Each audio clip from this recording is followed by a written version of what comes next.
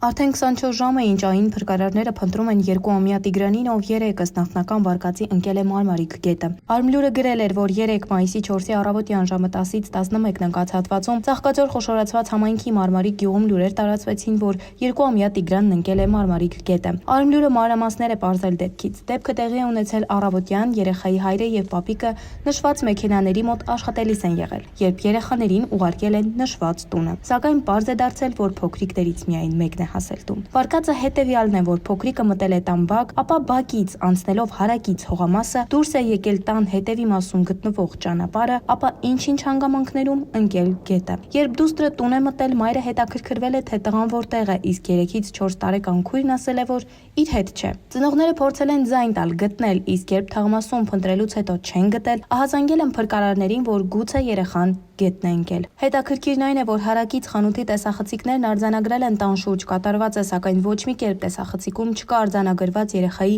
գետն ընկնելու պահը։ Հավելենք, որ համացանցում ծնողներին ուղղված մեղադրանքները ճիշտ չեն, քանի որ գյուղում բոլորը գիտեն, որ երեխայի ծնողներն ամենաուշադիրն ու հոգատարն են եղել։ Մինչ այժմ որոնողափրկարարական աշխատանքները շարունակվում են ամբողջ գիշեր, փրկարարները որոնողական աշխատանքներ են իրականացրել Աղբյուրակի ջրամբարում հայտնի Ծովինարում։ Այժմ 40-ից ավելի ջրասուզակ փնտրում է երեխային, որոնողական աշխատանքներին ներգրավվել են ՆԳՆ բարեկային ծառայության աշխատակիցները, փրկարարները, երեխայի հարազատները եւ գյուղացիները։ Հարկ է նշել, որ որոնողական աշխատանքներում ներգրավված են հատուկ շներ եւ դրոններ։ Նյուզէ-ը ծնողների թույլտվությամբ հրապարակել էր երեխայի լուսանկարը հույսով, որ գուցե ինչ-որ մեկը տեսել է փոքրիկին։ Տեղեկություն իմացողներին հարազատները խնդրում են զանգահարել նշված հեռախոսահամարով։